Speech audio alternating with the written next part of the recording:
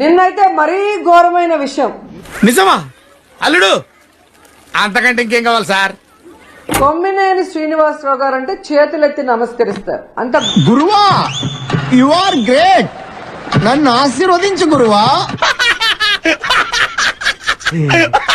గొప్ప జర్నలిస్ట్. అయ్యి బాబోయ్ నిజమే, నమ్మబుద్ధి కావట్లేదురా. 70 ఏళ్ల వయసులో ఆయన మీద ఎస్సీ ఎస్టీ తప్పుడు కేసు పెట్టి ఈ రోజు ఫీల్ అవుతున్నావు? ఫీల్ అవ్వాల్సిన సంఘటన కాబట్టి. ఏంటా సంఘటన? హైదరాబాద్ నుంచి ఎలా మీరు తీసుకొచ్చారో ఈ రాష్ట్ర ప్రజలు అందరూ కూడా గమనిస్తున్నారు. నమస్కారం నాగరాజు గారు. నిప్పు నాగరాజ్ అంటే గోదావరి ఎక్స్ప్రెస్ గడగలు దాడిపోతుంది, చెట్ట పేరుంది, మంచి పేరుంది.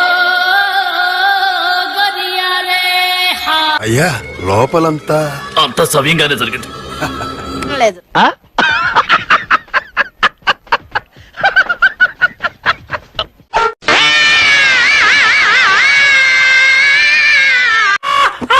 ఏమైందయ్యా? పేకు తించారా? తీయటం మర్చిపోయా. ప్రభు హరి రామ్ కృష్ణ రాధం జగన్మోహన్ రెడ్డి. పర్లేదు, ఇంకో రౌండ్ వేయచ్చు.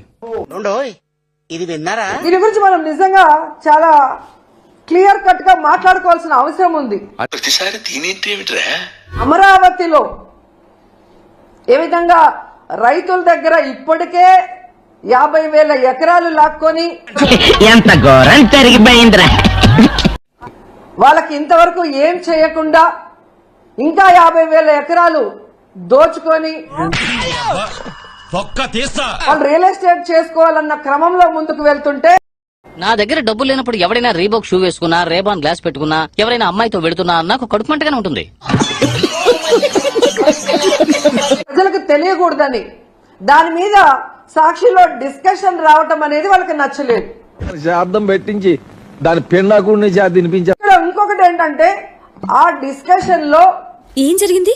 ఒక జర్నలిస్ట్ డిస్కషన్ కు వచ్చిన ఒక జర్నలిస్ట్ ఒక మాట ఏదో మాట్లాడారని, అదెవరు చెప్పారు? అదెవరో చెప్తే నమ్ముతా నేను? వాళ్ళే చెప్పారు. దాన్ని ఆ క్షణంలోనే కొమ్మినేని గారు ఖండించారు. చెప్పు చెప్పవే, నేను వింటాను కదా. ఓ చెప్పే. నాకు తెలిసి ఆయన డిస్కషన్స్ లో ఎప్పుడూ కూడా ఎవరూ కూడా తప్పుగా మాట్లాడితే ఆయన ఒప్పుకోరు, వెంటనే ఖండిస్తారు. వాడు సంఖ నువ్వు నాకు, వాడు నీ సంఖ నాకుతాడు. అలాంటి గొప్ప వ్యక్తిని నిజంగా చాలా గొప్ప సిద్ధాంతి. ఆడో గొప్ప సిద్ధాంతి, ఈడో గొప్ప యాదాంతి. ఈ రోజు ఎవరో మాట్లాడిన దానికి తన తప్పు చేయకపోయినా క్షమాపణ కోరిన అమ్మాయి అంటారా దీన్ని? ఎవరన్నా కిషోర్ అమ్మ అంటారా దీన్ని? కొమ్మినేని శ్రీనివాస్ గారిని అరెస్ట్ చేసి, మనం ఎవరికి ఏం ద్రోహం చేశాం? మనకి మాత్రమే ఎందుకు ఇలా జరుగుతుంది? ఈ రోజు జగన్ గారు భారతమ్మ క్షమాపణ చెప్పాలి అని చంద్రబాబు నాయుడు, లోకేష్ అంతేనా గురువు గారు? అవును, నీ అంతే. ఎవడో భావరక్షణ చేస్తున్నాడు, చైల్డ్ ఆర్టిస్టా? చైల్డ్ లేబరా అని అడుగుతున్నాడు మామయ్య. డిమాండ్ చేయడం చూస్తుంటే ఈ రాష్ట్ర ప్రజలకి నవ్వాలా ఏడవాలా అర్థం కాలేదు. ఆడికి అలాగే అవ్వలేరా? ఈ రోజు నేను సూటిగా ప్రశ్నిస్తున్నా చంద్రబాబు నాయుడు గారిని, అనిత గారిని, లోకేష్ గారిని. ఏంటి బ్రహ్మంగారి కాలజ్ఞానం చెప్పినట్టు చెప్పేస్తున్నాడు? క్షమాపణ అంటూ చెప్పాల్సి వస్తే అది మొదట ఎవరు చెప్పాలో తెలుసా? నువ్వు నోరు మీరా, నువ్వు నోరు మోయ్. మొహం పగిలిపో. మగబిడ్డని కంటే అత్త సంతోషించదాని లేక నేను రియల్ గా మాట్లాడుతున్నాను. శివారెడ్డి వాళ్ళ పుట్టుకనే అవమానించిన చంద్రబాబు నాయుడు ముందు క్షమాపణ చెప్పాలి. ఏంటి నోరు లెగుస్తుంది? ఇలా కనిపిస్తే ముద్దు పట్టాలి లేదా కడుపైనా చేయాలి అన్న బాలకృష్ణ గారు క్షమాపణ చెప్పాలి. కాలు చూపే నంది ముందు రంగు మార్చిన పంది, కారు కూతలకు వస్తే కపాలు పగిలిపోతే. ఏంది మాటలు? భారతమ్మ విజయమ్మ గురించి నిన్న ఎంత ఘోరంగా మాట్లాడారో మీరు చూశారు. అనిత గారు, నీ ఒపీనియన్ ఓడరా అడిగిండు, మాకే నీ మీద ఒక ఒపీనియన్ లేదు. ఆవిడ క్షమాపణ చెప్పాలి.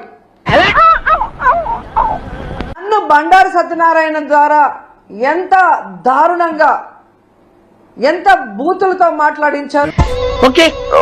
నువ్వు ఎట్లా చెప్తే అట్లా. దానికి బండారు సత్యనారాయణ మాట్లాడించిన చంద్రబాబు నాయుడు, లోకేష్ క్షమాపణ చెప్పాలి.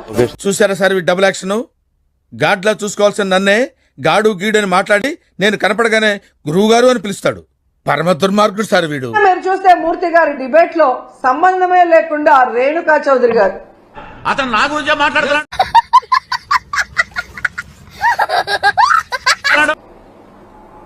ఎంత అడ్డదిడ్డంగా మాట్లాడుతుందో మనం గమనించాం.